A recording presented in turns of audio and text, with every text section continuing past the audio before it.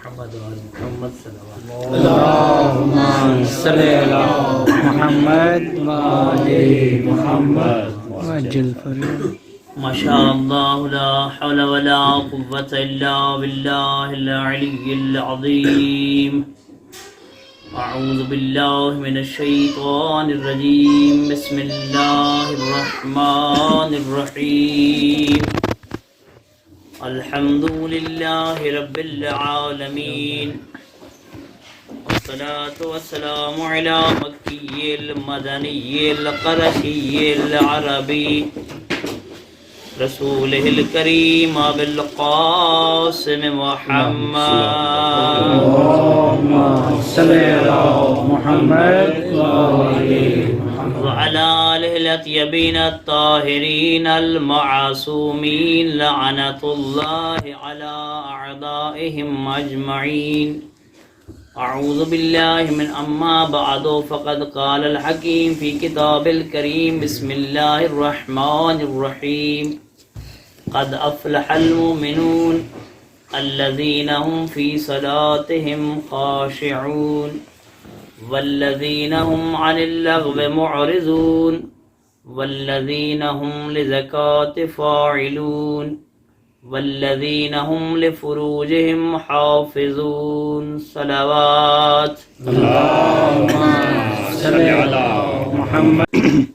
خداوند عالم کا لطف ہے کہ خداوند عالم نے ہم سب کو توفیق عطا کی ہے کہ ہم قرآنی محفل میں اکٹھے ہوئے ہیں، اور اس محفل کا عنوان درس قرآن ہے. دیکھیں، جس طرح ہم مجالس میں جاتے ہیں، مجالس کو برپا کرتے ہیں، اور یہ ہمارا فریضہ ہے، عزاداری ہماری شہرہ کی حیات ہے، لیکن یہ بات ذہن میں رہنی چاہیے کہ پیغمبر اسلام نے ہمیں دو چیزیں دی ہیں، ایک اہل بیت اور دوسرا قرآن. آج کامیاب وہ انسان ہے کہ جس کا ایک ہاتھ اہل بیت سے وابستہ ہو اور دوسرا ہاتھ قرآن سے وابستہ ہو. آج ہماری محفلوں میں مجالس کے بانی جو ہیں، حضرات جو ہیں، آپ دیکھیں وہ عزاداری اور اہل بیت کی مجالس کے بانی تو ہیں، مگر ہمیں قرآن کے بانی نہیں ملتے. یہ بہت بڑی کوتاہی ہے ہماری طرف سے کہ درس قرآن کے بانی ہم کیوں نہیں بنتے، جبکہ یہ اس میں شک نہیں ہے کہ قرآن اور اہل بیت جدا نہیں ہیں. جہاں قرآن ہے وہاں اہل بیت ہیں، اور جہاں اہل بیت ہے وہاں قرآن ہے. جنہوں نے قرآن کو چھوڑ دیا، اہل بیت کو پکڑ لیا، وہ بھی خسارے میں ہیں، اور جنہوں نے اہل بیت کو پکڑ لیا اور قرآن کا دامن بالکل چھوڑ دیا، وہ بھی خسارے میں ہیں. کامیاب وہی ہے، میری طرف سے نہیں، پیغمبر اسلام نے فرمایا ہے کامیاب وہ انسان ہے کہ جو قرآن کا دامن تھامے اور اہل بیت کا، اور کہا کہ حوض کوثر میرے پاس پہنچ جائے گا وہ انسان جو قرآن و اہل بیت سے متمسک ہو جائے گا. انی تارکم فیکم الثقلین کتاب اللہ و عترتی اہل بیت. اور جو بھی ان سے متمسک ہو جائے گا، پیغمبر فرماتے ہیں حوض کوثر پر میرے پاس پہنچ جائے گا. تو لہذا قرآن اور اہل بیت دونوں کو تھامنا ضروری ہے. اور دوسری بات یہ ہے کہ دیکھیں یہ جو دروس ہوتے ہیں ہمارے، بالخصوص جو قرآنی پیغام ہے، یہی اصل میں فکر حسینی ہے. ماشاءاللہ ماشاءاللہ. دیکھیں ایک ذکر حسین ہے جو ہمارے ممبر پہ ہوتا ہے، ہم کرتے ہیں، ہم سب کو کرنا چاہیے، ماتم کی شکل میں، نوحے کی شکل میں، مجلس کی شکل میں، قصیدے کی شکل میں، بند کی شکل میں، ہر جس طریقے سے بھی کوئی اپنے اظہار کر سکتا ہے کرتے ہیں. عزاداری امام کی یہ ہے ذکر حسین. لیکن ایک ہے فکر حسین. ہم ذکر حسین کی طرف بھی جائیں اور ساتھ فکر حسین کو بھی لینا ہے. فکر حسین کیا تھی؟ قرآن ہی فکر حسین ہے. امام حسین علیہ السلام کے سر نے کیا پڑھا راستے میں؟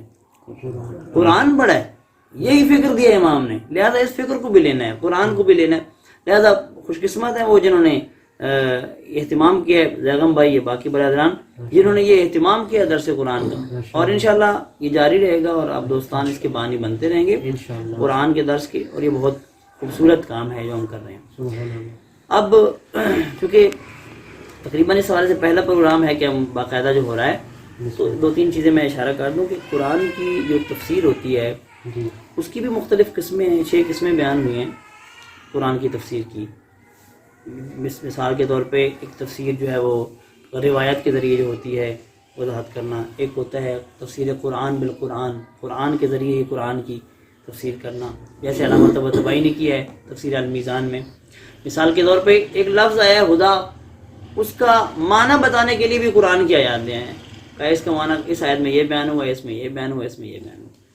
تو اسے کہتا ہے تفسیر قرآن بالقرآن. تو مختلف طریقے ہیں.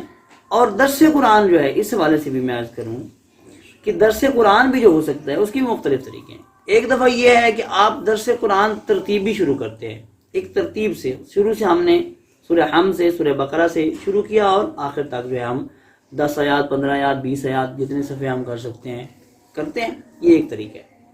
دوسرا یہ ہے کہ ہم موضوع لے لیتے ہیں اور اس موضوع کے متعلقہ جتنی آیات ہیں ان کو ہم بیان کرتے ہیں. یہ دوسرا طریقہ ہے قرآن کی تفسیر کا. اور بہت سارے طریقے ہیں جن کے ذریعے ہو سکتا ہے، لیکن یہ مین 2 طریقے، ایک تفسیر ترتیبی اور ایک موضوعی، یہ مشہور ہیں. تو ابھی جو ہم نے شروع کیا ہے وہ ایک موضوع رکھا ہے ہم نے، وہ موضوع ایمان ہے.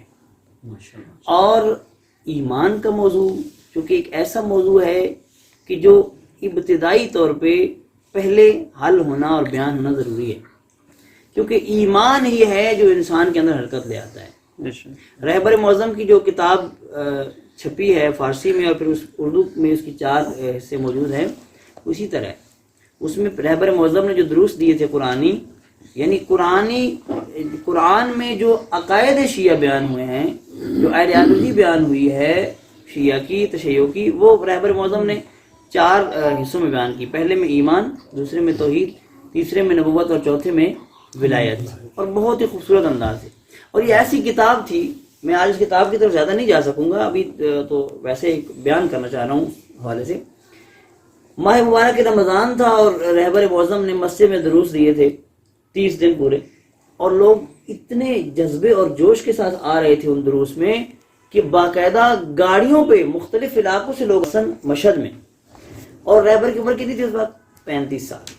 آپ دوستوں سے گزارش ہے کہ یہ 4 کتابیں پڑھیں اور پھر دیکھیں کہ 35 سال میں اس سید کے کیا نظریات تھے اور اب وہ کہاں پہنچا. اللہ. اور اگر وہ اس طرف نہ جاتے، یعنی منصب ولایت فقیہ پہ وہ فائز نہ ہوئے ہوتے اور رہبر معظم، تو صورتحال یہ ہونی تھی کہ ان کی کتب جو ہے وہ شہید مطہری سے کئی گنا زیادہ ہونی تھی، کیونکہ ان پر فرصت نہیں ہے. اور اتنے پختہ نظریات، اور آج بھی وہ اشارہ کرتے ہیں کہ میں نے وہ جو بیان کیا تھا میرا آج بھی وہی موقف ہے. یعنی اگر آپ رہبر کے نظریات دیکھنا چاہتے ہیں تو ان 4 کتابوں کو پڑھ لیں. اور مزے کی بات میں آپ کو یہ بتاؤں کہ ان 4 کتابوں میں کیا ہے، رہبر نے ایک دفعہ بھی شاہ کا نام نہیں لیا. انقلاب سے پہلے کی باتیں بتائیں نا، انقلاب سے پہلے کی باتیں. شاہ کا نام نہیں لیا، اس کو نہیں کہا کہ بگاؤ. اس کے باوجود پابندی لا گئی ان دروس پہ، جب چھپی تو پابندی لا گئی. آخر کیا تھا؟ بیان توحید کیا ہے انہوں نے، مگر توحید میں بتایا ہے کہ کس طرح طاغوت کا انکار کرنا ہے اور توحید کسے کہتے ہیں، زندگی کے ہر شعبے میں کس طرح توحید ہے. تو بہرحال یہ تفصیلی ہے، میں ابھی اس طرف نہیں جاؤں گا. کوشش کروں گا اشارات کچھ لوں، لیکن یہ کہ موضوع بھی میں نے خود جو آیات پڑھی ہیں ان کے ضمن میں. لیکن میں اس سے پہلے کہ ایمان کے حوالے سے بات کروں، یہاں میں یہ عرض کروں گا کہ ایمان کو اگر سمجھنا ہے کہ ایمان کیا ہے تو ہمیں ان ہستیوں سے لینا ہوگا کہ جن ہستیوں کو پیغمبر اسلام نے کل ایمان کا لقب دیا ہے. ایمان قیمتی چیز ہے اور قیمتی چیز کو کسی اور سے نہیں لیا جا سکتا. قیمتی چیز خزانے داروں سے لی جاتی ہے، ان سے لی جاتی ہے جو معدن ہوں. اور معدن اور نبوہ و رسالہ کون ہے؟ سب سے پہلا فرد علی ہے جو پیغمبر کے بعد اس علم کا وارث ہے جو پیغمبر کے پاس تھا. تو ہم اس امام سے کیوں نہ لیں؟ میں نے جو اتفاقاً آیات تلاوت کی ہیں یہ وہ آیات ہیں جو علی ابن ابی طالب نے دنیا میں آتے ہی سب سے پہلے پڑھی ہیں. قد افلح المومنون، یہ علی بتا رہے، آتے ہی دنیا میں کہا کہ مومنین فلاح پا گئے. امام نے آتے ہی یہ کہا، آتے ہی فلاح کی بات کی. اور اتفاق دیکھیں کہ جاتے ہوئے بھی کہہ رہے ہیں فزت ورب الکعبہ، رب کعبہ کی قسم علی کامیاب ہو گیا. آئے تب بھی کامیابی کی بات کرتے ہوئے، گئے ہیں تب بھی کامیابی کی بات کرتے ہوئے. اور ایک اور لطف کی بات کروں، یہاں فلاح کی بات ہوئی ہے ابتدا میں، قد افلح المومنون، مومنون فلاح پا گئے. پیغمبر بھی ساری زندگی فلاح کی طرف دعوت دیتے رہے اور علی ابن ابی طالب نے آتے ہی فلاح کی بات کی ہے، مومنین کی فلاح کی بات. اور پھر ایمان اور علی کا کیا تعلق ہے؟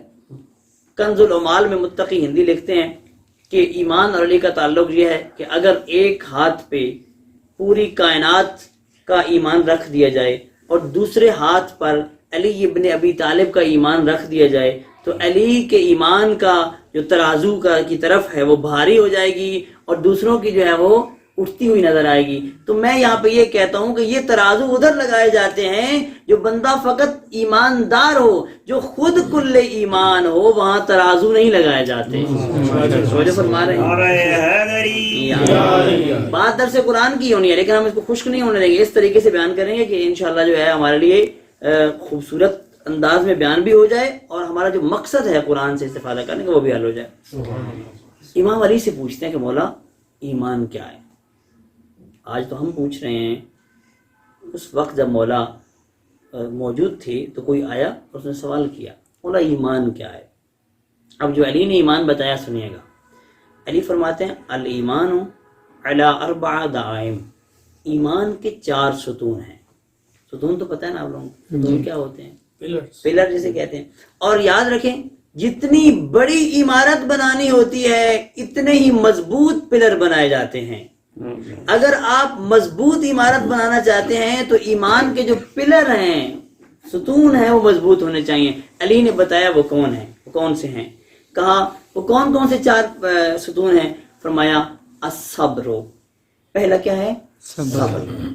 دوسرا فرمایا الیقین والیقین, دوسرا ہے یقین. تیسرا والعدل, اور چوتھا والجہاد. یاد کرنے آسان سے فرمانا مولا کا. 4 ستون مولا نے بتائے. پہلا کیا ہے؟ صبر ستون ہے ایمان کا. یعنی اگر چاہتے ہو کہ تمہارا ایمان مضبوط ہو تو پھر تمہارے اندر صبر کی صفت برجستہ ہونی چاہیے, بہت زیادہ ہونی چاہیے. صبر کیسے کہتے ہیں؟ صبر استقامت کو کہا جاتا ہے. اور صبر کی 3 قسمیں ہیں. ایک دفعہ صبر آپ کرتے ہیں گناہ کے مقابلے میں, گناہ کے سارے وسائل اکٹھے ہیں اور اب آپ کوئی رکاوٹ بھی نہیں ہے, صبر کر جاتے ہیں, اپنے نفس کو مار دیتے ہیں اور کہتے ہیں میں نے یہ کام نہیں کرنا, میرا خدا ناراض ہوتا ہے. یہ صبر ہے. صبر در مقابل معصیت اسے کہا جاتا ہے. گناہ کے مقابلے میں صبر کرنا, معصیت کے مقابلے میں اپنے آپ کو روک لینا, یہ ہے معصیت کے مقابلے میں صبر کرنا. ایک قسم ہو گئی. دوسرا ہے اطاعت کے موقع پر صبر کرنا. یہی سردیوں کی راتیں ہیں, صبح نماز اٹھ کر پڑھنا اس سردی میں, ٹھنڈ میں, یہ ہے اطاعت کے مقابلے میں صبر. جہاں اطاعت کرنی ہے وہاں اپنے بدن کو کہنا کہ تو برداشت نہیں کر سکتا, مجھے سردی لگتی ہے, تکلیف ہوتی ہے, لیکن یہ تکلیف میں نے تجھے دینی ہے, میں نے اس تکلیف پہ صبر کرنا ہے کیونکہ اس میں میرے خدا کی رضا ہے. تیسرا صبر کیا ہے؟ مصیبتوں پر صبر کرنا. یاد رکھیں عزیزان من, جتنے آپ کے اندر صبر کی خصوصیت زیادہ ہوگی اور جتنے آپ کے اوپر مصائب زیادہ آئیں گے اتنے ہی آپ کے فضائل زیادہ ہوں گے. آل محمد کے فضائل زیادہ کیوں ہیں؟ کیونکہ ان پر مصائب زیادہ آئے ہیں. یعنی جتنا مصائب انہوں نے برداشت کیا ہے اتنا ان کی فضیلت جو ہے وہ بڑھتی گئی ہے. انبیاء کی دیکھیں, انبیاء, ابراہیم زندہ ہیں, ابراہیم نے کتنی تکلیفیں دیکھی ہیں, کتنے مصائب برداشت کیے ہیں امت کی طرف سے, پھر رضائے خدا کے لیے جو قربانیاں دی ہیں. جتنی قربانیاں بڑھتی گئیں, جتنے مصائب بڑھتے گئے, اتنے ابراہیم کے فضائل بڑھتے گئے. اور اولاد ابراہیم, ذریت ابراہیم, آل محمد, جتنے ان کے مصائب زیادہ ہیں اتنے ہی ان کے فضائل بھی زیادہ ہیں. تو یہ صبر کی وجہ سے, جتنا صبر زیادہ ہوگا انسان کے اندر اور مصیبت برداشت کرنے کا حوصلہ زیادہ ہوتا جائے گا, اتنی اس کی فضیلت جو ہے وہ بڑھتی جائے گی. یہ پہلی چیز تھی صبر. دوسری کیا ہے جی؟ والیقین.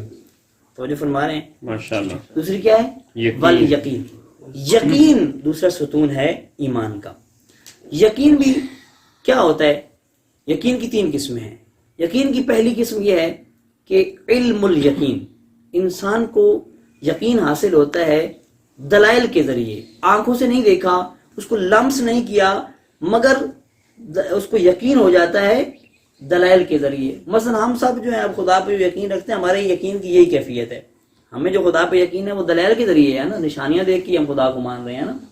ہم نے نہ آنکھوں سے دیکھا ہے اور نہ ہماری معرفت وہاں تک پہنچی ہوئی ہے کہ ہم اس منزل تک پہنچ جائیں. تو پہلی منزل ہے علم الیقین. اب ذرا مثال سنیے گا, مثال علماء جو دیتے ہیں, مثال یہ ہے کہ آپ دھواں دیکھتے ہیں, آپ نے دھواں دیکھا, آپ دھواں دیکھ کر یہ یقین کر لیتے ہیں کہ آگ جل رہی ہے. اسے کہتے ہیں علم الیقین. آنکھ سے نہیں دیکھا مگر دھوئیں کو دیکھ کے پہچان گئے کہ آگ جل رہی ہے. اسے کیا کہتے ہیں؟ علم الیقین. آپ خود قریب چلے گئے, وہاں جا کے دیکھا کہ یہاں پہ کیا ہوا ہے, آگ جلی ہوئی ہے اور آپ دیکھ رہے ہیں اس کو, آنکھوں سے دیکھا ہے. اسے کہتے ہیں عین الیقین, آنکھوں سے دیکھنا. اب تیسری منزل بھی ہے. آپ مزید آگ کو لمس کرنا چاہتے ہیں کہ واقعاً آگ ہے، مثال کے طور پہ کہہ رہا ہوں، آپ آگ میں ہاتھ ڈالتے ہیں، وہ جو آگ کی لذت یا جو تکلیف آپ کو محسوس ہوتی ہے اسے کہتے ہیں حق الیقین۔ آل محمد علم الیقین کی منزل پہ نہیں تھے، عین الیقین کی منزل پہ نہیں تھے، وہ حق الیقین کی منزل پہ تھے۔ لیکن اسی وجہ سے جب ابراہیم علیہ السلام کو آگ میں جلایا جا رہا تھا، ابراہیم آگ کے قریب ہیں، حق الیقین کی منزل پہ فیض فرد جب آگ کے قریب پہنچتا ہے تو وہاں پہ جبرائیل آگے کہتا ہے کہ اے ابراہیم کیا تجھے مدد نہیں چاہیے؟ کہا چاہیے، نعم اما الیک فلا، مجھے مدد چاہیے مگر تیری نہیں چاہیے۔ کہا کس کی چاہیے؟ کہا جس کی مجھے چاہیے وہ دیکھ رہا ہے۔ کہا خدا سے پھر سوال کیوں نہیں کرتا؟ فرمایا علمہ بحالی یغنی عن سوالی، اس کا میرے حالات سے آگاہ ہونا مجھے سوال سے مستغنا کر دیتا ہے، غنی کر دیتا ہے۔ مجھے ضرورت نہیں ہے، مجھے یقین ہے کہ مجھے بچا لے گا۔ یہ ابراہیم کا یقین ہے، ابراہیم کا یہ یقین ہے۔ لیکن ایک جملہ میں یہاں پہ کہوں، حق الیقین کی منزل پہ فائز حضرت ابراہیم، لیکن ابراہیم کا بیٹا کس طرح یقین پہ فائز ہے؟ علی فرما رہے ہیں لو کشف الغطا مزددت یقینا، اگر سارے پردے ہٹا دیے جائیں تب بھی علی کے یقین میں ذرہ برابر فرق نہیں آئے گا۔ یعنی علی کہہ رہے ہیں کہ شک نے کبھی علی ابن ابی طالب کی طرف رخ ہی نہیں کیا۔ علی ابن ابی طالب اس یقین کی منزل پر فائز آئے کہ اگر پیغمبر کہیں کہ میرے بستر پہ سو جاؤ تو علی ابن ابی طالب یہ نہیں پوچھتے کہ میری جان بچے گی یا نہیں بچے گی، بلکہ علی جانتے ہیں میں یقین کی اس منزل پہ فائز ہوں۔ اگر میں علی ابن ابی طالب آج کی رات سو جاؤں گا تو میں علی ابن ابی طالب کا سونا عبادت بھی ہے، اور میں علی ابن ابی طالب کا سونا خداوند عالم کی مرضی کو خریدنے کا باعث بھی ہے۔ سبحان اللہ، یہ منزل یقین ہے علی کی۔ اور پھر اگرچہ میرا اس طرف جانے کا قصد نہیں ہے، لیکن یہ ہے کہ ابراہیم علیہ السلام نے پھر بھی ایک سوال کیا تھا، خدایا تو مردوں کو کیسے زندہ کرتا ہے؟ تو کہا کہ تجھے یقین نہیں ہے؟ فرمایا یقین ہے مگر دل کو مطمئن کرنا چاہتا ہوں۔ قرآن میں آیت ہے دل کو مطمئن کرنا چاہتا ہوں۔ کہا پرندے لو، ان کو ذبح کرو، ان کے ٹکڑے کرو، پہاڑوں پہ پھینکو، بلاؤ، پھر دیکھنا میں کیسے زندہ کرتا ہوں مردوں کو۔ تو ابراہیم علیہ السلام نے ایسا کیا اور کہا کہ یقین تو تھا ہی ابراہیم علیہ السلام کو، مگر دل کو مطمئن، یعنی اپنی آنکھوں سے دیکھنا چاہتے تھے۔ مگر علی کون ہے جو کہہ رہے ہیں کہ اگر پردے ہٹا دیے جائیں تب بھی علی کے یقین میں کوئی فرق نہیں آئے گا۔ یہ مقام حیدری پر محمد و آل محمد صلوات اللہم صلی علی محمد یہ ہے یقین۔ تیسری چیز کیا تھی؟ عدل۔ عادل کیا ہے؟ ابھی دیکھیں میں ایک یہاں پہ جملہ کہوں، تفصیل میں نہیں جاتا، آپ خود عادل کے بارے میں جانتے ہیں۔ عادل ظلم کے مقابلے میں ہوتا ہے، اور عادل ایسی چیز ہے کہ اگر عادل معاشرے میں نہیں ہے تو معاشرہ حرج و مرج کا شکار ہے، اور آج ہمارے معاشرے کی سب سے بڑی بیماری یہی ہے کہ عدالت نہیں ہے۔ لیکن میں ایک جملہ یہاں پہ کہوں، انشاءاللہ تفصیلات آپ خود جا کے پڑھیں گے کہ عادل کیا ہے اور یہ ستون کس طرح ہم نے اپنے اندر پیدا کرنے ہیں۔ ابھی چونکہ وقت نہیں ہے، ابھی میں اتنا اشارہ کروں گا کہ ہمارا امام وہ ہے، ہمارا قافلہ سالار وہ ہے، وہ اتنا عادل ہے ہمارا قافلہ سالار کہ دنیا کے تمام حکمران مارے جاتے ہیں اپنے ظلم کی وجہ سے، اور آپ کا امام مارا گیا اپنے عدل کی وجہ سے۔ کسی نے خوب کہا قتل علی لشدت عدلہ، علی ابن ابی طالب کو شدید عادل ہونے کی وجہ سے مارا گیا ہے۔ یہ ہمارا حکمران جب ایسا، ہمارا امام جب ایسا ہے، ہمارا سالار جب ایسا ہے، ہمارا رہنما جب ایسا ہے تو ہم عادل کیسے نہیں ہو سکتے؟ یہ ستون مضبوط کرنا ہے اپنے اندر۔ اور چوتھا ستون ہے جہاد۔ جہاد کی دو قسمیں ہیں، ایک جہاد اصغر اور ایک جہاد اکبر۔ آپ نے سن رکھا ہے جہاد اصغر، جب کچھ لوگ آئے، پیغمبر نے دیکھا جنگ کر کے آئے، تلواروں سے لڑ کے آ رہے ہیں، اپنی جان کو جوکھوں میں ڈال کے آئے ہیں، غازی آئے ہیں، تو پیغمبر نے کہا کہ مرحبا ان لوگوں کو جو جہاد اصغر کر کے آئے ہیں۔ انہوں نے کہا یا رسول اللہ اگر یہ جہاد اصغر ہے تو جہاد اکبر کیا ہے؟ فرمایا جہاد اکبر اپنے نفس سے لڑنا ہے۔ دوسروں کو مارنا آسان ہے، اپنے نفس کو مارنا مشکل ہے۔ اصل جہاد یہ ہے کہ انسان اپنے آپ سے جنگ کر لے، اور جس نے اپنے آپ کو ہرا لیا، شکست دے لی اپنے نفس کو، وہ بندہ کامیاب ہے دنیا میں، وہ فلاح پا جائے گا۔ کیونکہ نفس کیا کرتا ہے؟ ان النفس لامارۃ بالسوء الا ما رحم ربی۔ یوسف علیہ السلام نے کیا کہا تھا کہ نفس کا کام کیا ہے؟ برائی کی طرف ابھارنا. ہاں کون بچ سکتا ہے اس نفس سے؟ جس کے اندر نفس لوامہ ملامت کرنے والا نفس زندہ ہو. اور اگر ملامت کرنے والا نفس اتنا تقویت پا جائے، اتنا مضبوط ہو جائے کہ انسان اس اپنے اندر بیٹھے ہوئے قاضی اور جج کی بات سن کر اپنی اصلاح کر لے، تو پھر نفس مطمئنہ کا مالک بن جاتا ہے. پھر خدا کی طرف سے آواز آتی ہے یا ایتھا النفس المطمئنہ ارجعی الی ربک راضیۃ مرضیہ. تو یہ 4 چیزیں مولا نے بتائی ہیں کہ مقدمہ کے طور پر میں نے عرض کی ہیں. ایک سلوات پڑھ لیں محمد والے.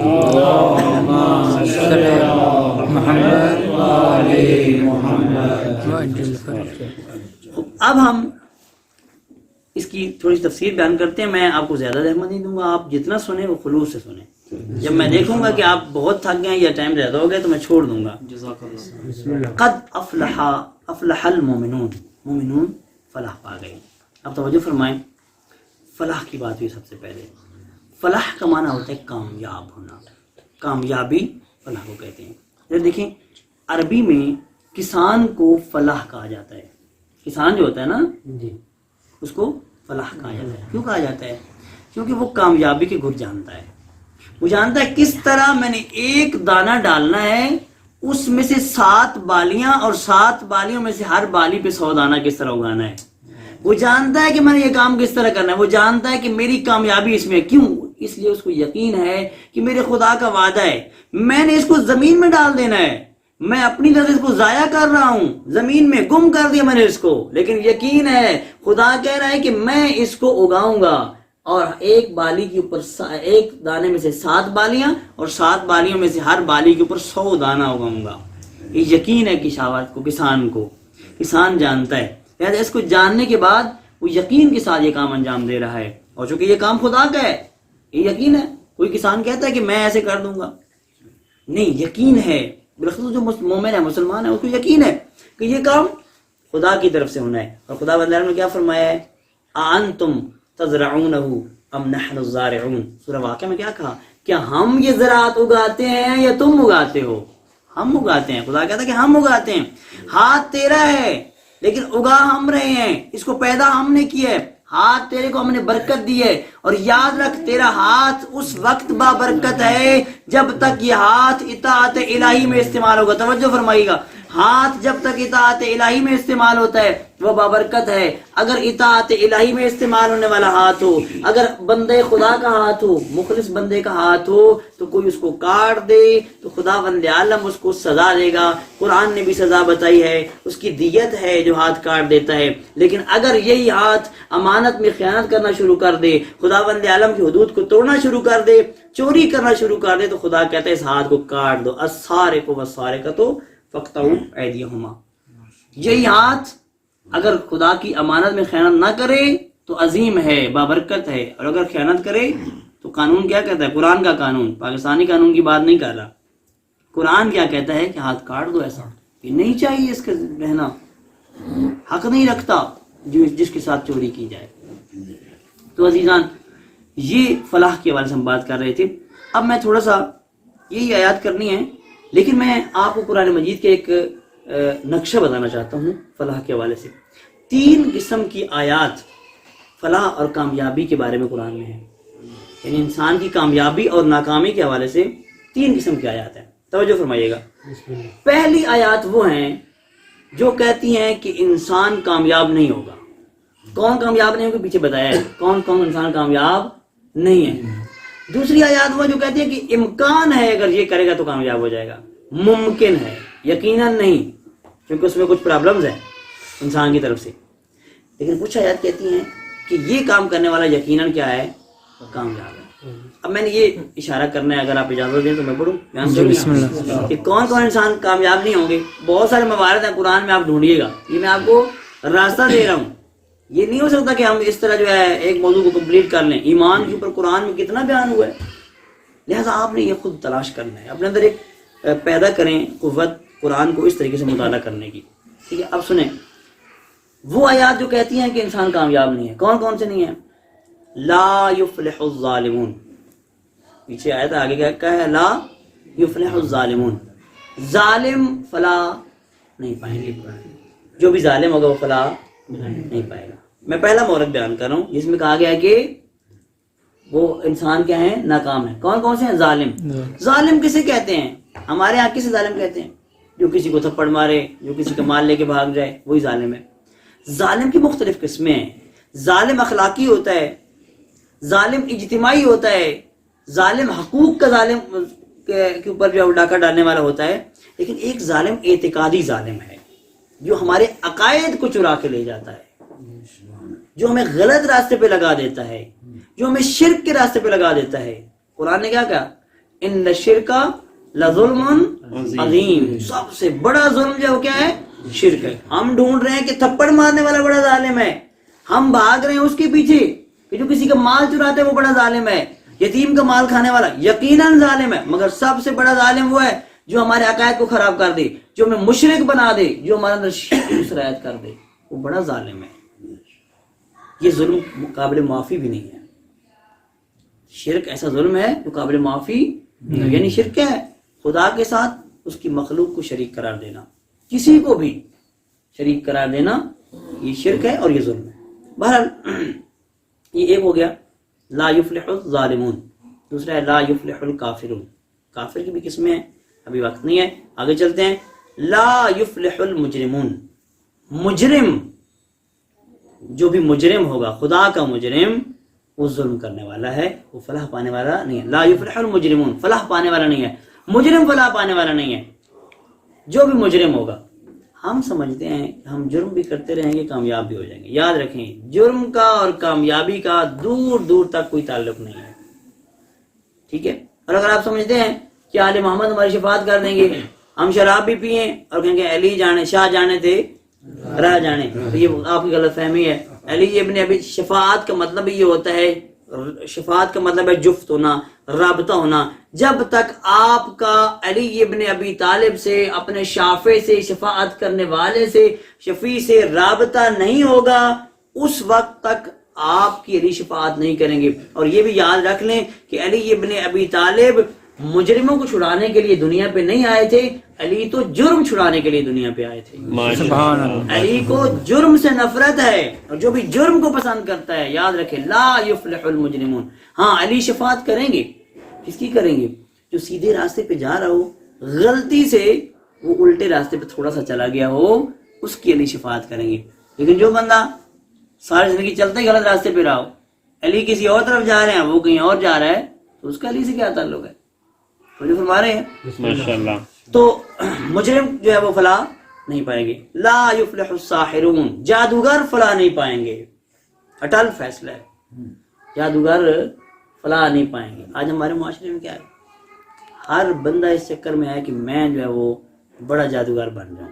وہ تو کہتے تو پیر ہے، لیکن ہوتے اصل میں جادوگر ہی ہیں. وگرنہ اصل پیر تو ہمارے آل محمد ہیں، اور جب وہ ہیں تو پھر ہمیں ضرورت کیا ہے ان لوگوں کی؟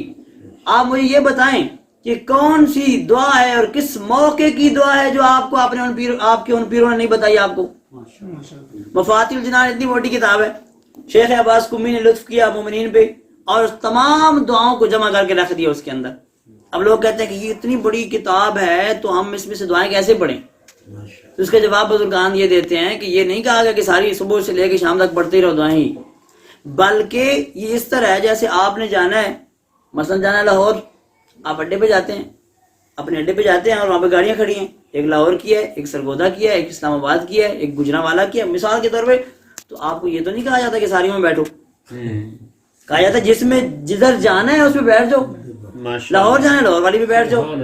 دعائیں معصومین نے بتا دی ہیں، جو چاہیے جس مقصد کے لیے چاہیے پڑھ لو. آل محمد کی طرف سے کمی نہیں ہے، ماشاءاللہ انہوں نے عطا کر دی ہیں، اور وہ تو ایسے عطا کرنے والے ہیں کہ جس کو دعا دی ہے کہا نام بھی اپنا ہی لگا لو. دعا علی دے رہے ہیں، نام کمیل کے بھی مشہور ہے. دعا امام زین العابدین دے رہے ہیں، لیکن مشہور ابو حمزہ صومالی کے نام پہ. کہا تم لے لو، دعا بھی میں دے رہا ہوں، تعلیم بھی دے رہا ہوں، نام بھی دے رہا ہوں. یہ وہ آل محمد ہے، اور الحمدللہ یہ واحد آپ کا مکتب ہے. ماشاءاللہ. دکھ اس بات کا ہے کہ جس کے پاس توحید ایسی تھی جیسی عالم اسلام میں کسی کے پاس توحید نہیں ہے، جس مکتب کے پاس دعاؤں کا طریقہ ایسا تھا جیسا کسی کے پاس نہیں ہے، اس مکتب کو ہی آج لوگ مشرک کہتے ہیں، آج انہی کے بارے میں کہتے ہیں ان کا اللہ سے کوئی رابطہ ہی نہیں ہے، جبکہ علماء مصر نہج البلاغہ اور صحیفہ کاملہ کو پڑھ کر کہہ رہے ہیں کہ اگر نہج البلاغہ نہ ہوتا تو لوگوں کو سمجھ نہ آتی کہ توحید کیا ہے، اور اگر صحیفہ سجادیہ نہ ہوتا تو لوگوں کو پتہ نہ چلتا کہ اللہ سے راز و نیاز کیسے کرنے ہیں۔ یہ علماء مصر کہہ رہے ہیں، مگر ہم شیعہ نے کبھی پڑھی ہو؟ ہمیں نام ہی صحیح نہج البلاغہ کا نہیں آتا۔ نہج البلاغہ ہوتی کیا ہے؟ کس کی کتاب ہے؟ صحیفہ کاملہ کس کی کتاب ہے؟ امام زین العابدین علیہ السلام نے ہر موقع کی دعا بتائی ہے، مگر ہمیں توفیق ہو تو ہم پڑھیں۔ توجہ فرما رہے ہیں؟ تو میں عرض کر رہا تھا کہ جادوگر فلاں نہیں پائیں گے، آپ لوگوں کو جادوگروں کے پاس جانے کی ضرورت نہیں ہے۔ یاد رکھیں عزیزان من، یہ دو کام کرتے ہیں۔ ایک پہلا کام، یہ میں نے اپنی کتاب لکھی ہے، آپ کو شاید دوستوں کے پاس ہوگی، بات دیا یا نہیں، اسی مقصد کے لیے ہم نے لکھی ہے کہ وہ معصومین نے جو مجرب دعائیں بتائی ہیں اور اذکار بتائے ہیں انسان کو بیماری میں پڑھنے کے لیے، رزق کی وسعت میں پڑھنے کے لیے، بالخصوص ہم نے اس کی 50 صفحے صرف اس پہ لکھے ہیں کہ انسان اپنی اصلاح نفس کے لیے کیا کرے، کون کون سے اعمال کرے۔ جو عرفاء نے، ہمارے مجتہدین، متقی، پرہیزگار، آیت اللہ تقی بہجت جیسی شخصیات نے جو بتائے ہیں ہمیں، وہ ہم نے بیان کیے ہیں وہاں پہ۔ توجہ فرما رہے ہیں؟ تو اس میں ہم نے شروع میں ایک مقدمے میں بات کی ہے، اور وہ یہ ہے کہ جب آپ جاہلی پیروں کے پاس جائیں گے تو وہ دو باتیں کریں گے آپ کو۔ پہلی بات وہ آپ کو یہ کریں گے کہ آپ کے اپنے عزیز رشتہ داروں نے ہی آپ کو جادو کیا ہوا ہے، یعنی آپ رشتہ داروں سے بھی جائیں۔ دوسرا، آپ سے پیسے بھی مرضی کے لیں گے، یعنی پیسے بھی دے کے جاؤ اور رشتہ داروں کو بھی چھوڑ دو۔ یہ ہوتا ہے یا نہیں ہوتا؟ لیکن پیر کیسے ہونے چاہیے؟ یہ بزرگ بیٹھے ہیں، آپ ان سے پوچھیں، ہماری بڑی اپنی خصوصی محفل ہے، میں عرض کر رہا ہوں کہ یہ جانتے ہیں پیر ایسا تھا، دنیا میں گزرا ہے، سن 66 میں فوت ہوا ہے، جس کو پیر کہا جاتا تھا، مگر لوگ جب دعا کے لیے جاتے تو کہا کرتے تھے کہ ماں زندہ ہے، کہتے ہیں ہاں زندہ ہے، تو کہو اس کے پاس جا کے دعا مانگو۔ لوگ کہتے کہ پیر صاحب میں یہ مسئلہ ہے، تو وہ کہتے تھے کہ میں کوئی عالم ہوں، علماء سے جا کے پوچھو۔ ایسا پیر جس نے اپنی زندگی میں مجتہدین سے فتاوے اتنے منگوائے کہ کتاب جامع الفتاوی کے نام سے مرتب کر دی گئی، پیر فضل حسین شاہ کے نام سے، جو 66 میں عیسوی میں 1966 میں فوت ہوتے ہیں۔ یہ ان کے علاقے میں بھی رہے ہیں اور ہمارے علاقے میں بھی، اور ہمارے لیے بہت بڑا شرف ہے، جو نماز سردیوں میں بھی غسل کر کے پڑھا کرتے تھے۔ ایسے آ رہے آج ہمیں ملتے ہیں، ایسے ناراض نہیں ہونا، آپ توجہ کریں، حقائق ہیں۔ لوگ کیوں مخالف ہیں علماء کے؟ یقین کریں اس لیے مخالف ہیں، ایسے لوگ مخالف ہیں کہ یہ شعور دیتے ہیں، عوام میں شعور آ جائے گا، عوام کو سمجھ آ جائے گی باتوں کو، پھر ہماری بات کون مانے گا، ہمارے پیچھے کون چلے گا؟ ہم صرف یہ کہتے ہیں کہ آپ ہمارے سید ہیں، مرشد ہیں، پیر ہیں، قابل احترام ہے ہمارے لیے، لیکن کم از کم آل محمد کی تعلیمات لوگوں کو بتاؤ اور خود بھی عمل کرو، بے عمل نہ بنو۔ بے عمل انسان کیسے آل محمد کا شیعہ ہو سکتا ہے؟ تو لہٰذا میں عرض کر رہا تھا کہ جادوگر فلاں نہیں پائیں گے، اور کافر فلاں نہیں پائیں گے، اور مجرم فلاں نہیں پائیں گے۔ یہ وہ گروہ ہیں کہ جن کے بارے میں قرآن میں آیا ہے کہ یہ فلاں نہیں پائیں گے۔ اب وہ گروہ جن کے بارے میں کہا ہے کہ شاید کامیاب ہو جائیں، توجہ ہے جی، طاقتن ہو گئے۔ مقامات ہیں، میں جلدی گزروں گا۔ ایک یہ ہے کہ اللہ کی نعمتوں کو یاد کرو، فاذکروا علی اللہ لعلکم تفلحون، اللہ کی نعمات کو یاد کرو شاید تم فلاح پا جاؤ۔ خدایا تیری نعمات کو یاد کروں پھر بھی شاید کا، اس لیے کہ ممکن ہے تم نعمت کو تو یاد کرتے رہو مگر حق ادا نہ کرو۔ مثلا میں کہتا ہوں خدا نے مجھے آنکھ دی ہے، خدا کا بڑا شکر ہے جی، خدا نے مجھے آنکھ دی ہے، بڑا شکر ہے، یہ میں کہتا رہوں مگر آنکھ حرام کام میں استعمال کرتا رہوں، کہ شکر ادا کر رہا ہوں؟ شکر عملی تو نہ ہوا نا۔ میں کہتا ہوں خدا نے مجھے زبان دی ہے، زبان میری ماشاءاللہ بڑی اچھی چلتی ہے، بڑی اچھی خطابت کرتا ہوں، تو یہ شکر ہوا؟ یعنی زبان کے ساتھ میں گالیاں بھی دیتا رہوں، اس زبان کو شراب کے نشے بھی لگائے رکھوں، چکھتا رہوں اس کے ساتھ، اور یہ سارے کام بھی کرتا رہوں اور کہوں کہ زبان دینے والے کا شکر ہے جی، کیا یہ کافی ہے؟ نہیں، خدا کو شکر عملی چاہیے، پریکٹیکلی ایسا شاکر بن جاؤ، آپ کی زبان، آپ کی آنکھ، آپ کے کان سارے خدائی ہو جائیں۔ جب ایسے ہو جائیں گے تو پھر یاد رکھو علی کے ماننے والوں، آپ کا ہاتھ ید اللہ ہو جائے گا، آنکھ عین اللہ ہو جائے گی، اور زبان لسان اللہ ہو جائے گی۔ علی کو کہا جاتا ہے نا ید اللہ عین اللہ، نفس اللہ، لسان اللہ، یہ کیوں کہا جاتا ہے؟ اس لیے کہ علی ابن ابی طالب نے اپنے بدن کے تمام اعضاء کو خدا کے لیے ایسا وقف کر دیا تھا کہ علی کو القاب بھی ایسے ملنا شروع ہو گئے. اور صرف یہ نہیں بلکہ میں یہ کہوں علی ابن ابی طالب نے ساری زندگی اپنے خدا کے لیے وقف کر دی، اور خداوند عالم نے پورے جہان کے دلوں کو، مومنین کے دلوں کو علی ابن ابی طالب کی طرف موڑ دیا. علی نے شہید مطالب فرماتا ہے کہ علی کیوں زندہ ہے. علی کہتے ہیں کہ جنگوں کی وجہ سے زندہ نہیں ہے، شجاعت کی وجہ سے زندہ نہیں ہے، عبادت کی وجہ سے زندہ نہیں ہے، علی علم کی وجہ سے زندہ نہیں ہے. علی اگر زندہ ہے تو اس لیے زندہ ہے علی ابن ابی طالب کہ علی نے اپنی پوری زندگی کو الہی زندگی بنا دیا تھا. تبھی تو خیبر اڑا کے کہتے ہیں ما قلعت باب خیبر بقوۃ جسدیہ بل قلعت باب خیبر بقوۃ رحمانیہ. میں علی نے خیبر کے دروازے کو ہاتھ بھی نہیں لگایا، میں علی ابن ابی طالب نے اس کو روحانی قوت کے ساتھ اڑایا ہے. سبحان اللہ. ہم اس علی کے ماننے والے ہیں، وہ ہمارا سالار ہے. جب ہم علی کے ماننے والے ہیں تو ہم نے صفات بھی علی کی پیدا کرنی ہے اپنے اندر. یہ جو بھاگتے ہیں نا سیرت سے، کہتے ہیں ہم امام تو نہیں ہے نا جی، ہم علی تو نہیں بن سکتے. کب کہا ہے کہ آپ امام ہو؟ یعنی جو کہا جائے کہ سیرت پہ چلو تو اس کا مطلب یہ ہے کہ آپ امام بن جاؤ یا معصوم بن جاؤ. بابا امام ہونے میں آپ کا شریک نہیں ہو سکتے، معصوم ہونے میں آپ شریک نہیں ہو سکتے، آپ علی جتنا علم کسب نہیں کر سکتے. لیکن علی ابن ابی طالب نمازی تھے، آپ بھی نمازی بن جاؤ. علی ابن ابی طالب کو قرآن سے عشق تھا، آپ کو بھی قرآن سے عشق ہو جائے. علی ابن ابی طالب باب العلم ہے، آپ کو بھی علم سے محبت ہونی چاہیے. علی ابن ابی طالب حکمت کا دروازہ ہے، آپ کو حکمت سے محبت ہونی چاہیے. جب ہیں علی والے تو ان صفات سے نفرت کیوں، دوری کیوں؟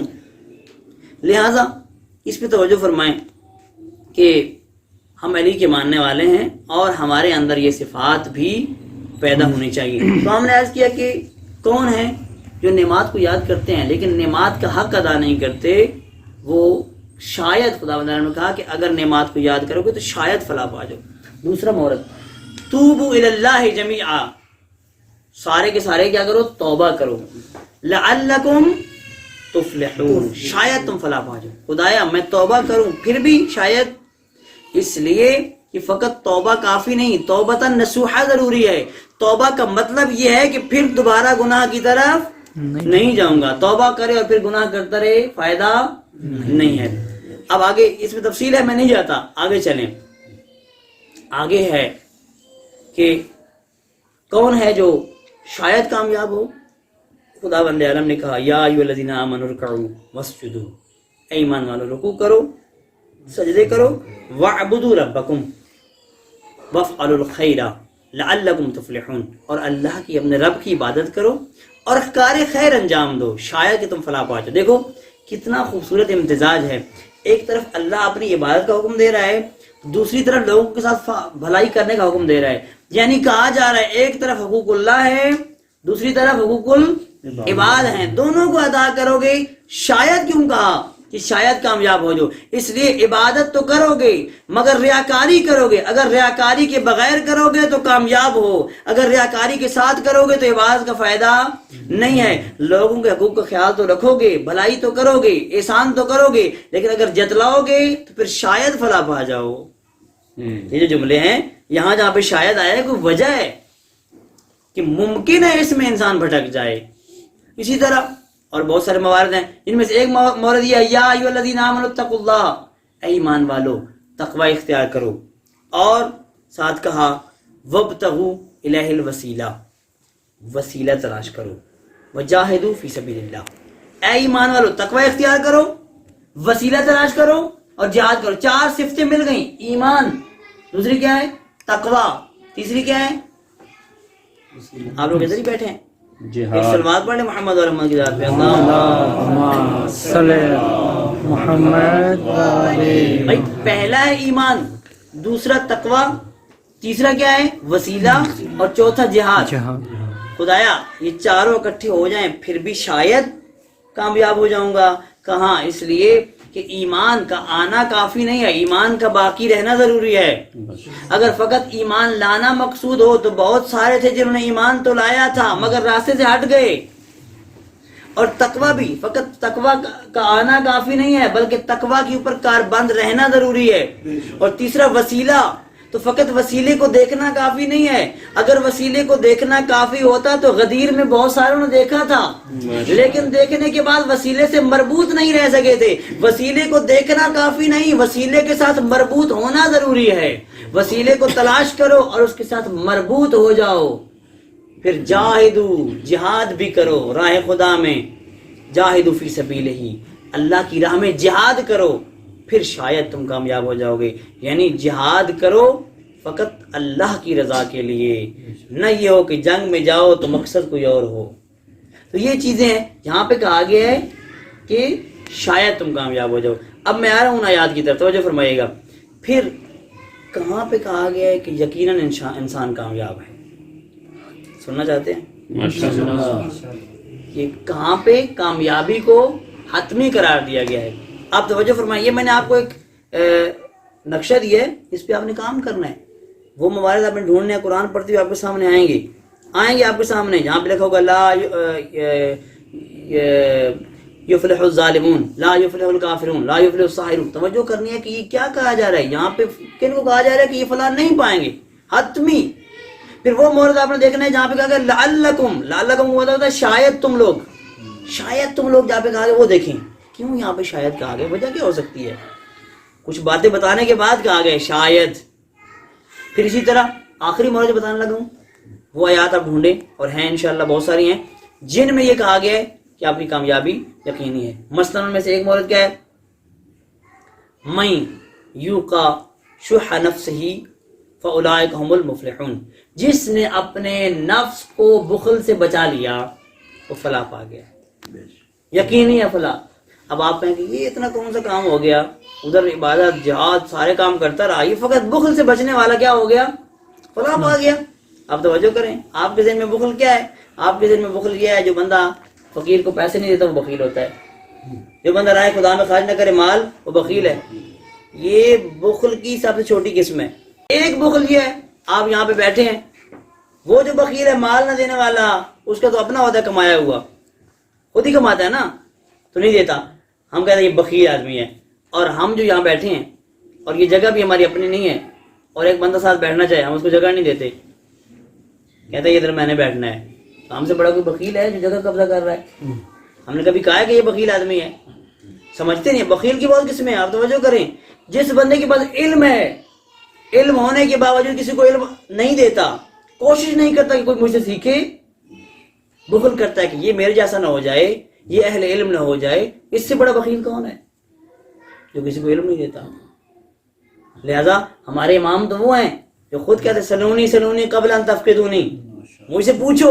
کیوں کہہ رہے تھے علی ابن ابی طالب؟ کیونکہ علی جانتے ہیں, علی ابن ابی طالب جانتے ہیں علم خرچ کرنے سے کم نہیں ہوتا, بڑھتا ہے. اور علی جانتے ہیں کہ مجھے حکم ہے کہ میں مال کو بھی راہ خدا میں دے دوں, کمال کو بھی راہ خدا میں دے دوں. کمال کو بانٹنا اور مال کو راہ خدا میں تقسیم کرنا کامیابی ہے. مال بھی تقسیم کرنا ہے اور کمال بھی. علم کمال ہے, سخاوت کمال ہے, آپ کی اچھی صفات کمال ہیں, آپ کا جو اخلاق ہے اگر اچھا ہے تو وہ کمال ہے, اور یہ جو کمال ہے اس کو لوگوں تک منتقل کرنا ہے. یہ بندہ سخی ہے. ہم فقط 10-20 روپے دینے والوں کہتے ہیں یہ بڑا سخی آدمی ہے, یعنی پیسے دیتا رائے خدا میں, رائے خدا میں پیسے دے تو سخی ہے, اور باقی وہ اتنا اندر سے ہو کسی کو اپنے ساتھ بھی نہ بیٹھنے دے, اپنی مسند پہ نہ بیٹھنے دے. ہم کہتے ہیں کہ یہ بڑا سخی بادشاہ سلامت ہے, فلاں حاکم صاحب, فلاں افیسر, فلاں ناظم, فلاں کیا کہتے ہیں آپ اس کو, ایم پی اے, ایم این اے, فلاں سیاسی بڑا سخی آدمی ہے, حالانکہ وہ ممکن اتنا گھٹیا آدمی ہو کہ اپنے ساتھ کسی کو بیٹھنے نہ دیتا ہو. اس سے بڑا بخیل کوئی نہیں ہے. لیکن ہم جو کہ بخل سمجھتے ہیں فقط مال نہ دینے کو. پوری توجہ کیا کریں. اسی لیے خدا نے کہا ہے کہ جو بخل نہیں کرتا, جس نے اپنے نفس کو بخل سے بچا لیا, تو وہ تو تیار کھڑا ہے. علم ہے تو وہ رائے خدا میں دے دے گا, مال ہے تو وہ رائے خدا میں دے دے گا, اور اس کے علاوہ جو کچھ بھی اس کے پاس کمال ہے وہ راہ خدا میں دینے کے لیے تیار ہے. شاعر ہے تو اپنے شعر کو چھپاتا ہوا نہیں پھرے گا, عالم ہے تو اپنے علم کو نہیں چھپائے گا, محقق ہے تو اپنی تحقیق کو نہیں چھپائے گا, مفکر ہے تو اپنے افکار کو پھیلائے گا. جب یہ سب کچھ دینے کے لیے تیار کھڑا ہے تو خدا کہتا ہے فاولئک هم المفلحون, یقیناً کامیاب ہے. ماشاءاللہ. دوسرا مورد میں اشارہ کر دوں, آپ لوگ خود دیکھیے گا, سورہ بقرہ کے شروع میں بسم اللہ الرحمن الرحیم الف لام میم ذالک الکتاب لا ریب فیہ ھدی للمتقین. آگے صفات ہے کون ہے متقین؟ الذین یؤمنون بالغیب، جو غیب پر ایمان رکھتے ہیں اور کیا کرتے ہیں؟ یقیمون الصلاۃ، نماز کو قائم کرتے ہیں. ومما رزقناہم ينفقون. بڑی جلدی سے گزر ہوں، یہ آیات بتانے کے بعد کہا گیا فاولئک هم المفلحون. غیب پر بھی ایمان رکھتے ہیں، آخرت پر یقین رکھتے ہیں، آیات میں آیا ہے.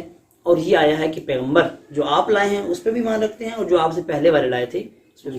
وہاں یہاں پر فقط 2-3 چیزیں رہبر معظم نے بھی اشارہ کیا ہے، وہ میں اشارہ کر دوں.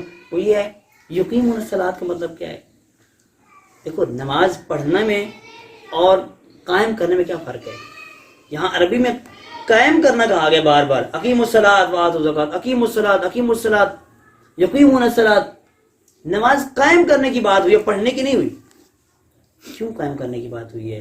وہ فرماتے ہیں بہت ساری دلائل کے بعد وہ فرماتے ہیں کہ قائم کرنے سے مراد یہ ہے کہ انسان خود بھی نمازی بنے اور پورے معاشرے کو نمازی بنا دے.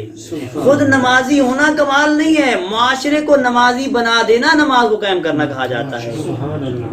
یقیمون الصلاۃ کہا گیا ہے، نماز کو قائم کرتے ہیں. یعنی کیا مطلب؟ یعنی معاشرے کو نمازی بناتے ہیں.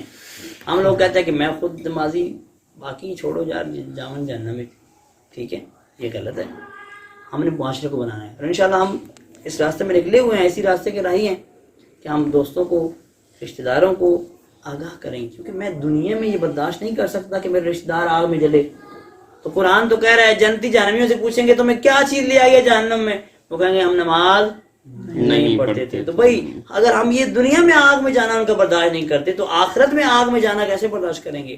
کہ خدا کہہ رہا ہے کہ بچو اس آگ سے. کون سی آگ؟ وقودها الناس والحجارہ، جس کا ایندھن کون ہے؟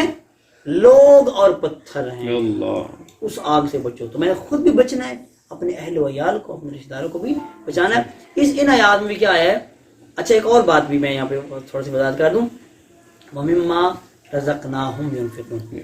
اب رزق سے مراد کیا ہے؟ یہ بھی آپ کے لیے نئی بات ہے، مجھے پتا ہے کچھ دوستوں کے لیے، ان کو نوٹ کریں، توجہ کریں. آپ نے آج تک رزق کی کیا تعریف سنی ہے؟ رزق کیسے کہتے ہیں؟ یہ رزق روٹی روزی اسی کہتے ہیں. جبکہ آپ دعا کرتے ہیں اللہم ارزقنا ایمانا صادقا، پروردگار مجھے ایمان صادق دے دے. اللہم ارزقنا علما نافعا، مجھے علم نافع دے دے. بس پتہ چل گیا کہ رزق فقط مال نہیں ہے، رزق فقط روزی نہیں ہے، علم بھی رزق ہے، ایمان بھی رزق ہے، سچ بولنا بھی رزق ہے. تو رزق کی بہت ساری قسمیں ہیں. خدا کہتے ہیں ہم نے جو ان کو رزق دی ہے، چاہے وہ مال کی صورت میں ہو، چاہے وہ علم کی صورت میں ہو، چاہے وہ شجاعت کی صورت میں ہو، چاہے مختلف جو صورتیں بنتی ہیں رزق کی، وہ سب کا سب کیا کرتے ہیں؟ راہ خدا میں خرچ کرتے ہیں. فقط مال خرچ کرنا رزق خرچ کرنا نہیں ہے، بلکہ تمام وہ قسمیں جو رزق کی بن سکتی ہیں، ہر وہ چیز جو مادی و معنوی خدا نے ہمیں عطا کی ہے وہ رزق ہے. اور کہا ینفقون. اب یہاں پہ رہبر معظم ایک اور جملہ بہت خوبصورت کہتے ہیں، وہ تشریح انہوں نے یہ کیا ہے کہ انفاق جو ہے راہ خدا میں خرچ کرنا، اس کا مطلب کیا ہے؟ وہ کہتے ہیں انفاق یہ نہیں ہے کہ آپ ایسے فقیر کو 100 روپے دے دو جو پہلے سے 1000 روپے لے کے پھر رہا ہے.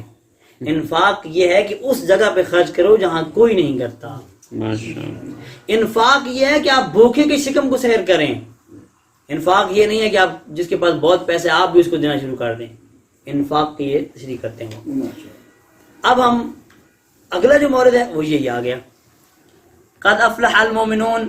اب یہاں پہ فلاح کی بات آ رہی ہے. دیکھیں جہاں پہ یقینی ہے فلاح، میں بس فقط ترجمہ پڑھنے لگا ہوں. ایک صلوات پڑھ لے محمد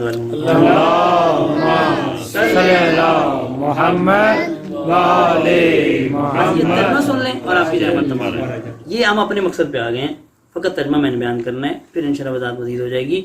کہ جہاں پہ یقین ہے فلاح، قد افلح المومنون، وہ ایمان والے یقیناً فلاح پا گئے. کون؟ الذین هم فی صلاتهم خاشعون، جو اپنی نماز میں خشوع کرنے والے ہیں. لیکن فلاح پانے والے مومنین کی صفتیں بیان ہو رہی ہیں. کون کامیاب ہیں؟ نماز میں کیا کرتے ہیں؟ خشوع کرتے ہیں. نماز کیسے پڑھتے ہیں؟ خشوع و خضوع سے. یعنی نماز جب پڑھ رہے ہیں تو ان کی پوری توجہ اپنے پروردگار کی طرف ہوتی ہے. یہ نہیں کہ بندہ پڑھ نماز رہو اور اپنا حساب کتاب درمیان میں کر رہا ہو، ادھر بھی جانا ہے ادھر بھی جانا ہے. یہ جو ہماری نمازیں ہیں. ٹھیک ہے. تیسری بات والذین هم عن اللغو معرضون، لغویات سے منہ موڑے ہوئے ہیں. لغو کسے کہتے ہیں؟ ہر کام جس کا آپ کو دنیا اور آخرت میں فائدہ نہیں ہے وہ لغو ہے. اب آپ اس لغویات کو اپنے تمام چیزوں میں ذرا ملاحظہ کریں. آپ اپنے گھروں میں دیکھیں ہم کیا کیا لغو کرتے ہیں. مثلاً مثال کے طور پہ ہم ڈرامے دیکھتے ہیں. اب یہ ایک بڑا سوال بار بار ہو رہا ہے کہ وہ ایک ارطغرل ڈرامہ ہے, اس کو دیکھنا یا نہیں دیکھنا. تو بعض علماء نے کہا کہ دیکھنا چاہیے اور بعض کہتے ہیں کہ نہیں دیکھنا چاہیے. عقل کیا کہتی ہے یہاں پہ اور قرآن کیا کہتا ہے؟ لغویات سے منہ موڑے ہوئے ہیں جو آپ کو مثال کے طور پہ اتنا بٹھائے کہ آپ کا سارا ٹائم اس پہ ضائع ہو جائے, آپ اپنے دین کو نہ سیکھ سکیں, آپ قرآن نہ پڑھ سکیں, آپ کوئی اور جو ہے وہ کار خیر انجام نہ دے سکیں, فقط اس ڈرامے کو ہی دیکھتے رہیں. تو کہنے کا مقصد یہ ڈرامہ دیکھنا ہی ہمارا, یہ لغو نہیں ہے. اگر بالفرض میں رات دن قرآن پڑھتا ہوں, نماز پڑھتا رہتا ہوں, اپنے بیوی بچوں کا خیال نہیں رکھتا, اپنے ہمسایوں کے حقوق کا خیال نہیں رکھتا, خود کماتا نہیں ہوں, تو یہ بھی لغو ہے, یہ بھی لغویات میں آئے گا. پیغمبر اسلام نے کیا کہا تھا؟ جو پہاڑوں میں چلے گئے تھے کہا کہ واپس آؤ ادھر کام کرو. یہ ہمارا دین نہیں ہے. ہمارا دین میں کنسیپٹ جو رہبانیت کا جو عیسائیوں میں پایا جاتا ہے وہ نہیں ہے. ہمارے ہاں کون سا کنسیپٹ ہے؟ نجات غریق کا کنسیپٹ ہے, ڈوبتے ہوئے کا سہارا بننے کا کنسیپٹ ہے ہمارے ہاں. ہمارے ہاں ڈوبتے ہوئے کو بچانے کا کنسیپٹ ہے. لہذا کیسے بچانا ہے؟ خود معاشرے میں جا کے بچانا ہے. آج بہت سارے دوستان ہیں میں کہتے ہیں کہ یار میں تو بالکل جو ہے نا کوشش کرتا ہوں ایسے لوگوں سے ملتے ہی نہیں ہوں جو برے ہیں فلاں. یہ ٹھیک ہے, بچنا چاہیے, بالخصوص تہمت کے مقامات پہ نہیں جانا چاہیے. لیکن یہ اگر آپ کر سکتے ہیں تو یاد رکھیں آپ کے فروع دین 10 ہیں.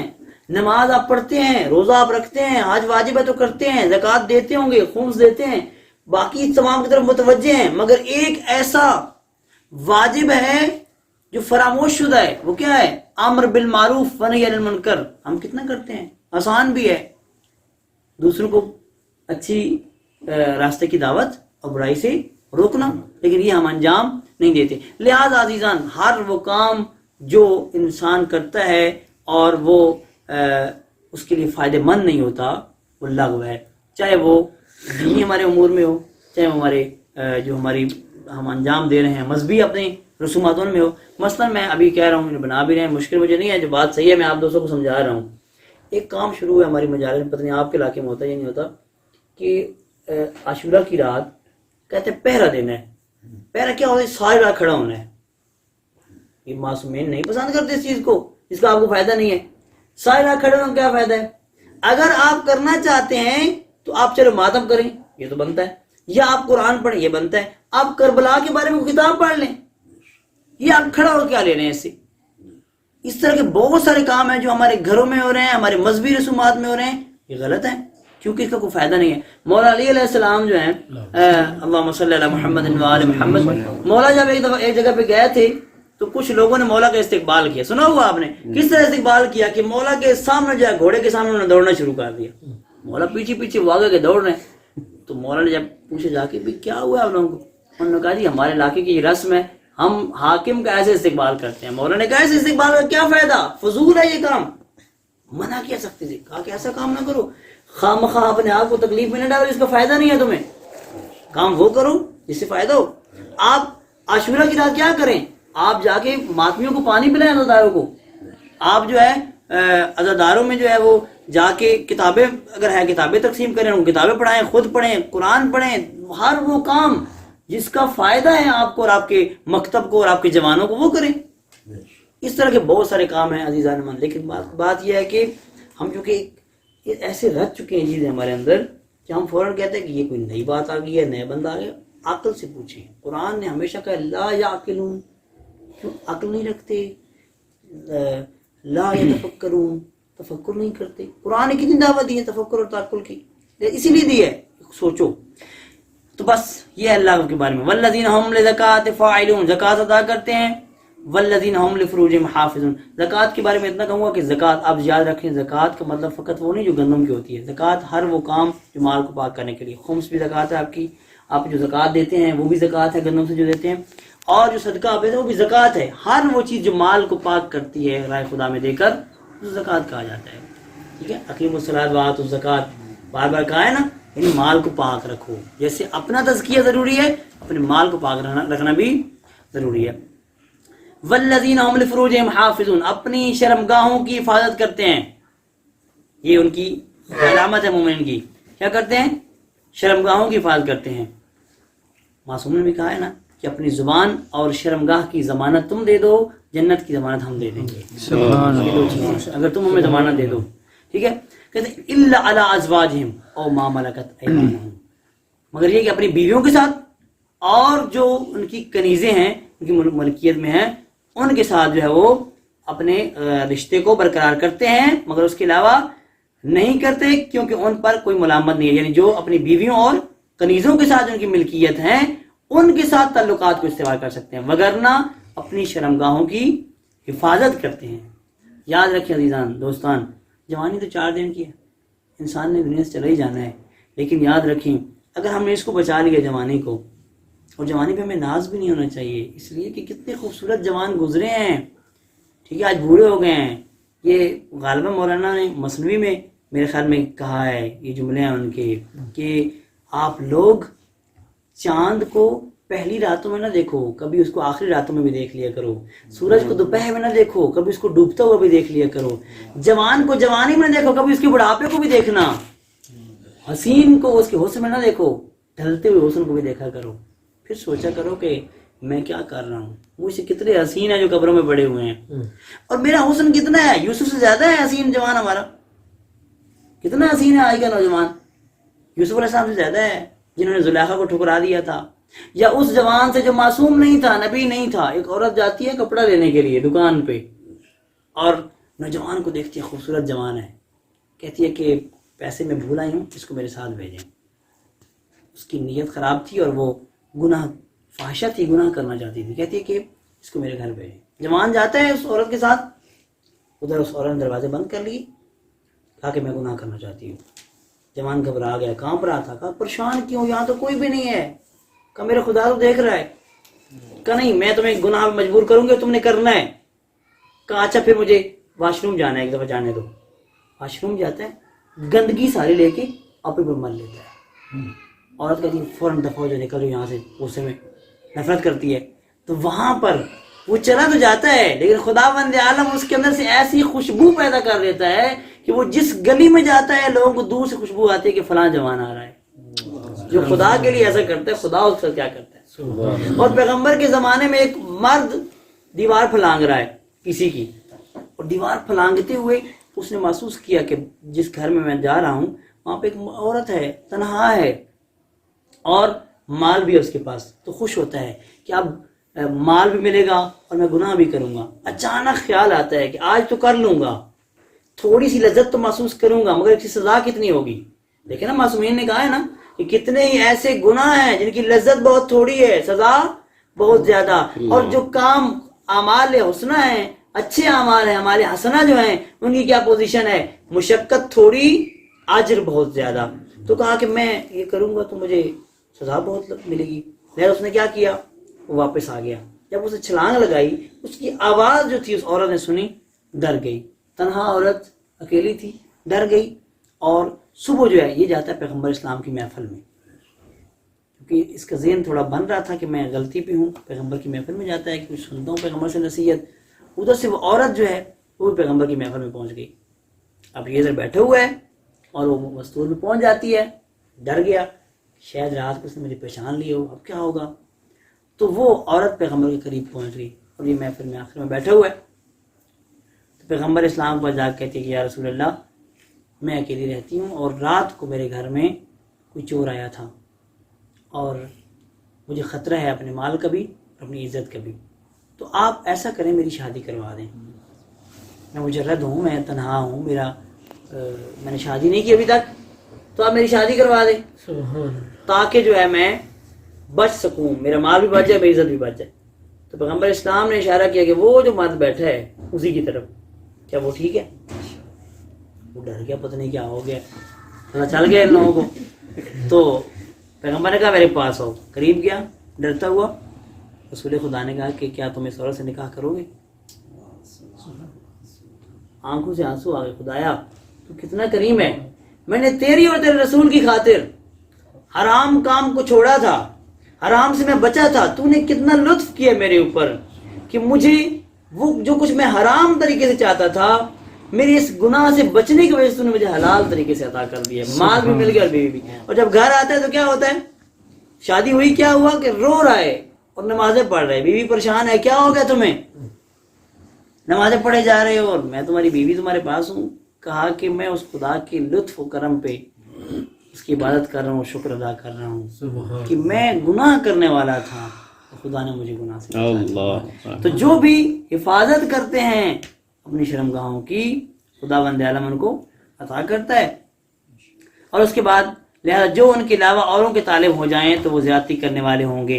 یہاں پہ یہی کہا جا رہا ہے کہ جو بیویوں اور کنیزوں کے علاوہ کسی اور کی طرف دیکھیں گے تو وہ زیادتی کرنے والے، یعنی حد سے تجاوز کرنے والے، حدود الہی کو توڑنے والے ہوں گے. اور وہ جو اپنی امانتوں اور معاہدوں کا پاس رکھنے والے ہیں، یہ بھی ایمان والوں کی صفت ہے، اپنے معاہدے اور امانتوں کا خیال رکھتے ہیں. اور جو اپنی نمازوں کی محافظت کرنے والے ہیں، یہی لوگ وارث ہوں گے جو جنت و فردوس کی میراث پائیں گے، اس میں وہ ہمیشہ رہیں گے. یہ میراث کس کو عطا ہوگی؟ کہ جو ان صفات کا حامل ہوگا. جنت کے وارث ہیں یہ لوگ. یعنی کیسے وارث ہیں؟ وارث تو جنت کے آل محمد اور حسن حسین ہیں، مگر یہ ان کا تعلق ان وارثین جنت کے ساتھ ہوگا. ماشاءاللہ. لیکن کرنا کیا عزیز رحمان، آخری جملہ، کرنا کیا ہے؟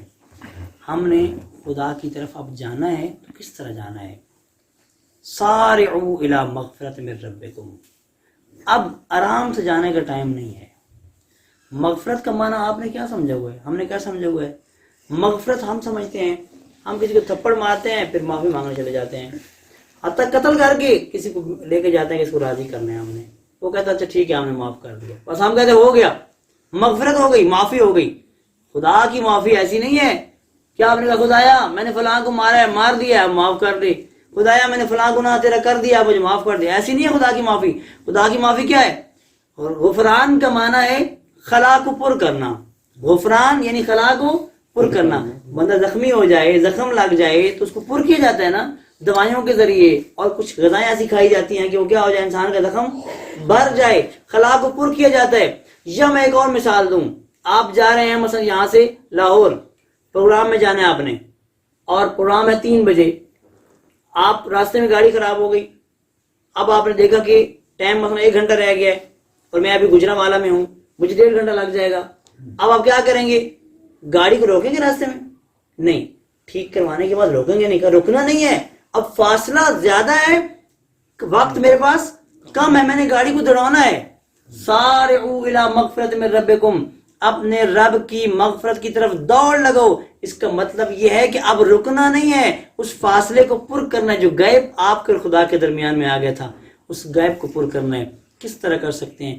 آئیں، آج شب جمعہ کی رات ہے، ہم اپنے مولا کے وہ جملات جو مولا نے اپنے خدا کے ساتھ مخاطب کیے ہوئے کرتے ہوئے پڑھے تھے، جن کے ذریعے مولا اپنے خدا کا قرب چاہتے تھے، ہم چند جملے پڑھتے ہیں. اور آئندہ کے لیے بھی آپ لوگوں سے عرض کر رہا ہوں کہ شب جمعہ دعائے کمیل کو نہ چھوڑیں، اور شب جمعہ کے علاوہ بھی کوشش کریں ہر وقت جو ہے آل محمد کی عطا کی ہوئی دعاؤں کے ذریعے اپنے خدا کا قرب حاصل کریں.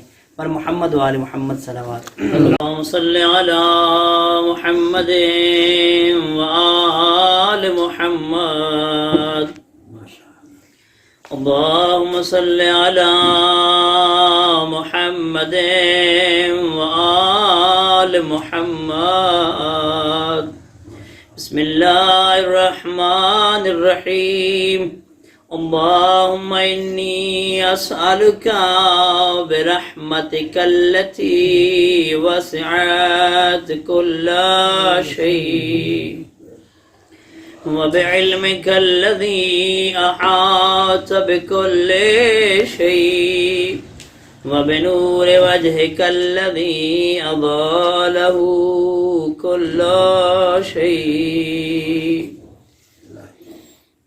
يا نور يا قدوس يا نور. عزیزان، جب انسان دنیا سے جائے گا قبر اندھیری ہوگی. یہ انسان جو ایک لمحے اور لحظے کے لیے بجلی کا چلا جانا برداشت نہیں کرتا، اندھیرے میں جسے ڈر لگتا ہے، یہ انسان اندھیری قبر میں ہوگا. اس وقت انسان کو ایک نور کی ضرورت ہوگی.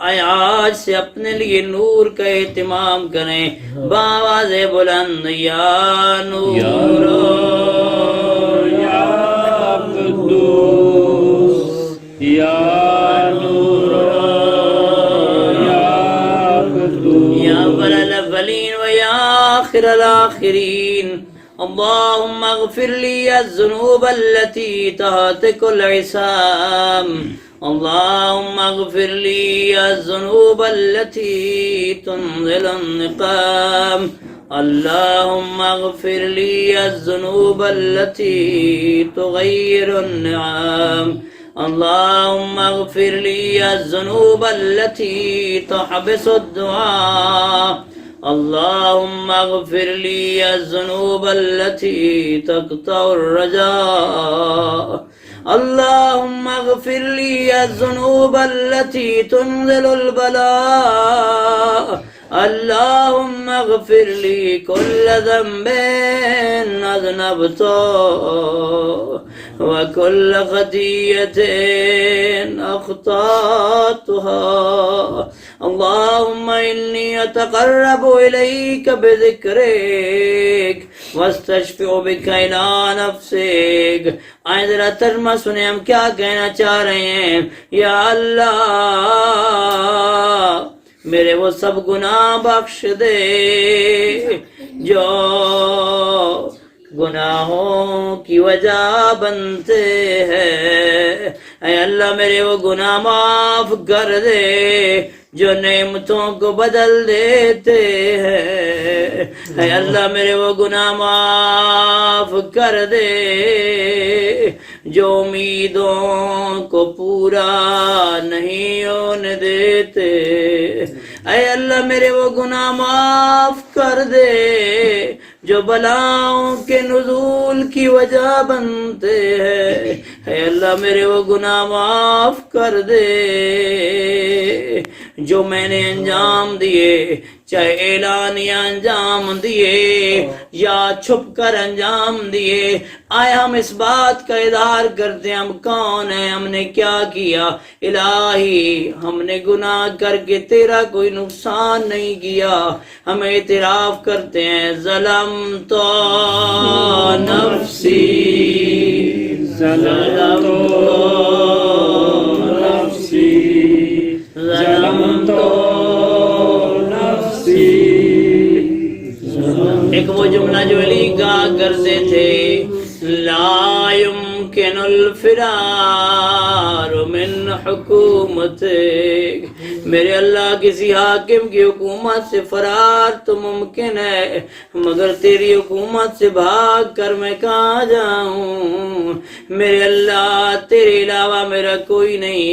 مل کر بآواز بلند الہی و ربی من لی غیرک الہی و ربی من لی غیرک. آئے اپنے خدا کو اس لقب سے پکارے جس کا مطلب یہ بنتا ہے کہ تو جلدی راضی ہونے والا ہے. آج کی رات یقیناً خدا نے ہمیں توفیق دی.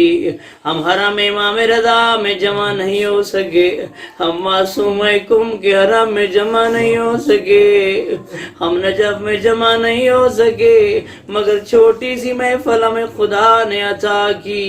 یقیناً وہی توفیق عطا کرنے والا ہے. مل کر بآواز بلند یا سریع یا سریع یا سریع اغفر لمن لا يملك الا الدعاء یا من اسمه اپنے مریضوں کو یاد کر کے یا من اسمه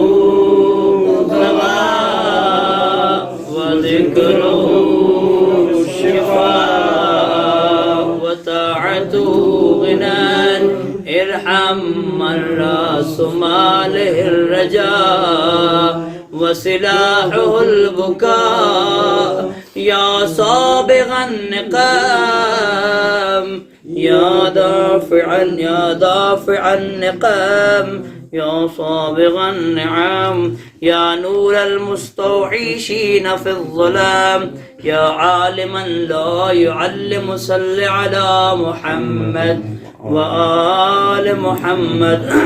الہی تجھے واسطہ دیتے ہیں اس بی بی کا جس بی بی نے زندگی میں کبھی بھی اپنی شفا کے لیے دعا نہ مانگی تھی. میرے اللہ تجھے جناب سیدہ کے زخمی پہلو کا واسطہ، یقیناً یہ ایام ہے جب آپ کی بیوی کا پہلو زخمی ہے، جب کہا کرتی تھی بابا میں دائیں ہاتھ سے تسبیح نہیں پڑھ سکتی، بابا میری ہڈیاں ٹوٹ گئی، بابا میرا پہلو زخمی ہے، بابا میرا محسن مارا گیا. اس بی بی کا واسطہ دیتے ہیں.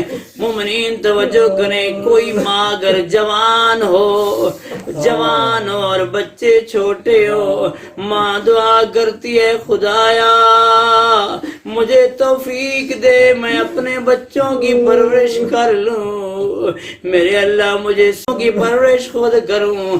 خدایا جانتا ہے یہ کیسی ماں تھی، کس مصیبت میں مبتلا ماں تھی جو بچوں کو جمع کرتی ہے، کہتی ہے میں دعا کروں گی تم الہی آمین کہنا.